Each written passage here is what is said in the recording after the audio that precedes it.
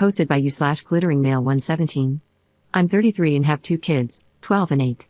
I divorced their dad when I discovered he was cheating on me with a mom from our younger son's school group. Despite that betrayal, I agreed to shared custody because I wanted my kids to grow up with their father in their lives. However, since the divorce, he's only been around when picking them up for visits. He often goes out with his stepchildren but rarely includes our kids, claiming those outings are spur of the moment and can't always include them. Eventually, I stopped pushing, but I've always thought it was unfair that he keeps his distance from our children's lives.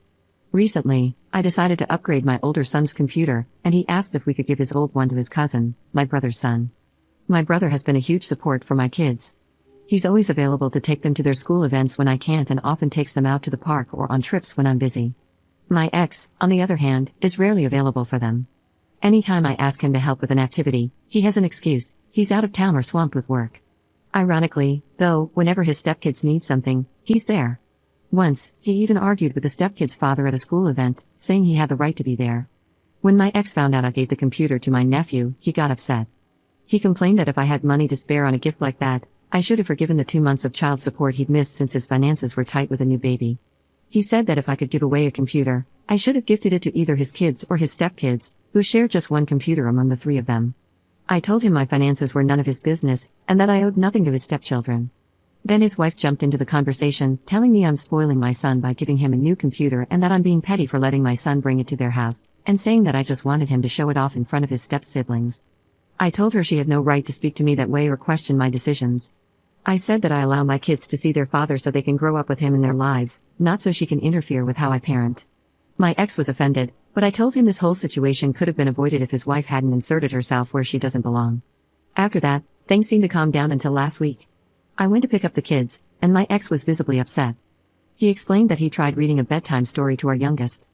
At home, he still likes to be read to before bed, usually by me, his brother, or my brother, and when none of us are around, he listens to audiobooks. Apparently, my ex wanted to make an effort to connect, so he offered to read to him, but our son turned him down and said he didn't need him for that because he could do it himself. My ex stayed to listen as he searched for a story for 8-year-olds without a dad on his tablet, and it hit him hard. The next day, my ex offered to take our older son to basketball practice, but he replied that he'd be going with his dad. He quickly corrected himself and said uncle. That made my ex even angrier, and when I came to pick up the kids, he confronted me about it. I told him that if our kids feel like they don't have a father, he is only himself to blame. He tried to shift the blame onto me, saying I was the one pushing him away from his role. I told him it's up to him to show up for his kids, not something I can do for him. I reminded him he was the one who broke our family, and he's chosen to be more involved with his stepkids than with his own children. I told him not to kid himself. The kids are growing up, and they're starting to see the reality of who he is as a father. If he keeps this up, he can't expect much from them in the future. After that exchange, his mom called me. While she's always been polite to me, I felt the need to say that I would have appreciated this same concern from her when she supported her son's affair, knowing her grandchildren were losing their father in the process. She hung up, and we haven't spoken since. My brother told me that I had every right to express how I feel, but he suggested that maybe this discussion shouldn't have happened in front of the kids. Later, my ex texted me, saying that if I weren't so difficult, he'd spend more time with them. I told him his duty as a father doesn't depend on whether I'm easy or not, and he knows I've never prevented him from seeing the kids. The truth is, when he has to choose, he prefers outings with his stepkids over his own children, and that's something only he can change. Update 11 days later.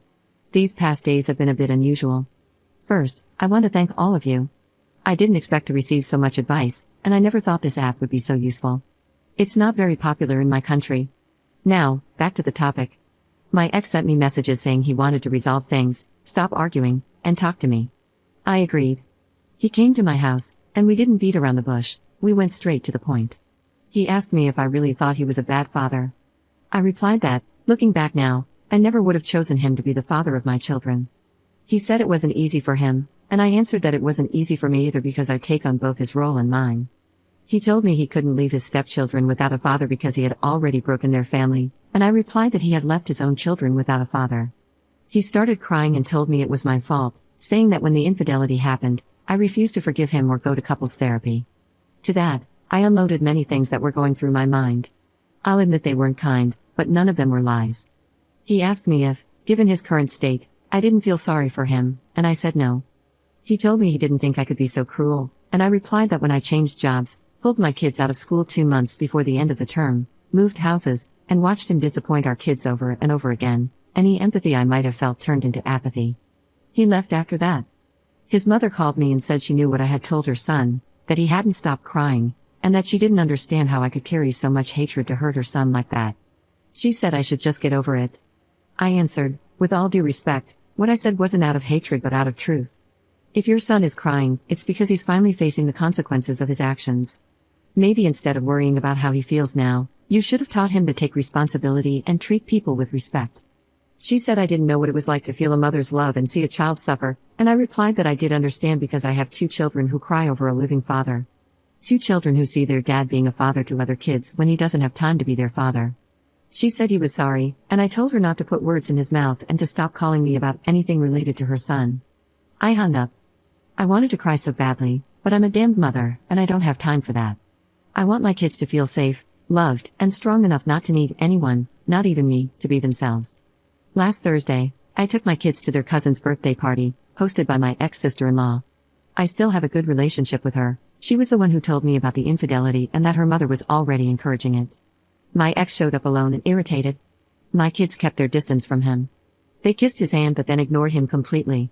My ex-mother-in-law told the kids they should show more respect to their father, and my eldest replied that he doesn't show respect for me since he and his partner talk badly about me. I scolded my son, not for what he said but for how he addressed his grandmother. I told him it was wrong to eavesdrop on private conversations and repeat them. Then I asked him to gather his things because we were leaving. My ex-mother-in-law asked me not to leave, saying the kids were having fun and we could resolve this as adults.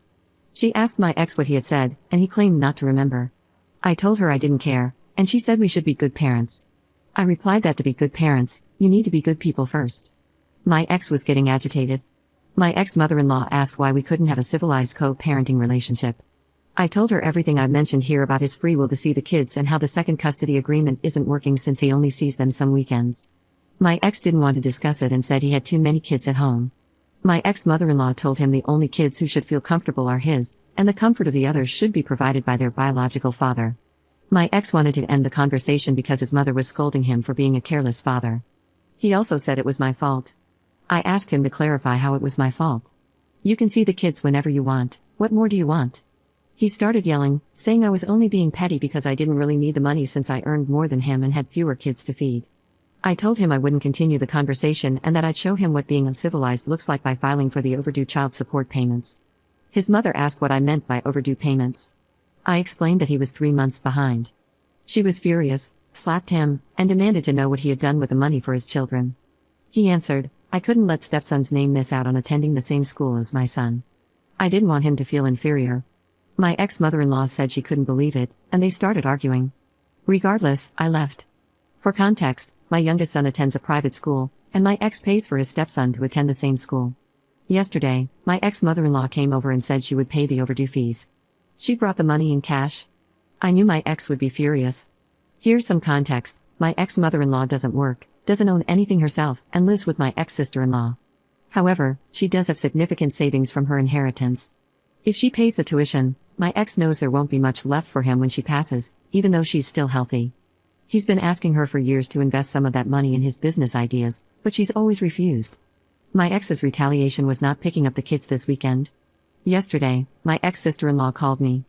She doesn't know all the details yet, but apparently, my ex's 15-year-old stepson punched him in the mouth. She said she'll let me know exactly what happened when she finds out. And before anyone asks, the new custody agreement will likely take a year to finalize. The court says the overdue payments are the priority, and the rest can wait. We have more urgent cases. Edit. A promise is a promise. As I mentioned earlier, my ex's stepson had an altercation with him because my ex refused to let him go out. Now I have more details. My ex's stepson had plans to go bowling with some friends. His biological father had already given him permission and money for the outing. However, when he told his mother, she said he couldn't go because they needed him to stay home and watch his younger siblings. My ex and his wife had planned an outing and needed someone to stay with the kids. This led to an argument. The boy raised his voice to his mother, and my ex stepped in to demand that he respect her. The boy replied that he wasn't his father. Trying to maintain authority, my ex told him that as long as he lived under his roof, he had to follow his rules. The boy ignored him and turned away. My ex followed him and touched his shoulder to get his attention. At that moment, the boy turned around, punched him, and shouted that he wasn't his father and could never compare to him. The mother scolded him for his behavior, but the boy, still angry, shouted back that he hated her. This version was shared by my ex and his wife with my ex-mother-in-law. My sister-in-law later relayed it to me. They went to see my ex-mother-in-law to try to gain her sympathy and convince her to take care of the kids, the 2 stepchildren and the baby, so they could go out.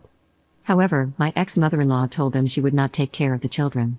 When I spoke to my ex, he mentioned he was dealing with family issues and said that the boy's biological father was turning him against him. He didn't give me many details and omitted most of what my sister-in-law had shared. He simply informed me that, due to the situation, he wouldn't be able to pick up our children this weekend. The 15-year-old boy is now staying with his biological father. As for what I mentioned earlier, my ex was 2 months behind on child support, and that same week, he was supposed to make another payment. He didn't, leaving him 3 months behind. In the end, his mother was the one who covered the overdue amount. Regarding the child who attends the same school as my son, it's not the 15-year-old involved in the altercation. It's his younger stepbrother, who is 8 years old, the same age as my son. I decided to enroll my son in that school when the affair became public. At the time, I was working as a kindergarten teacher at the same school, and the boy had been one of my students.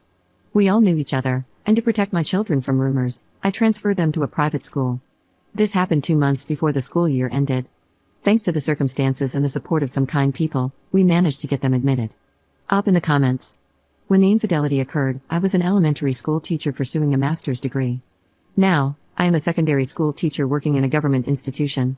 My salary is 4 times higher than it was before the divorce. I worked at a public school because I wanted to be close to my children in case something happened. As I mentioned before, my son is still in a private school, but his father pays the tuition so that his stepson can attend as well.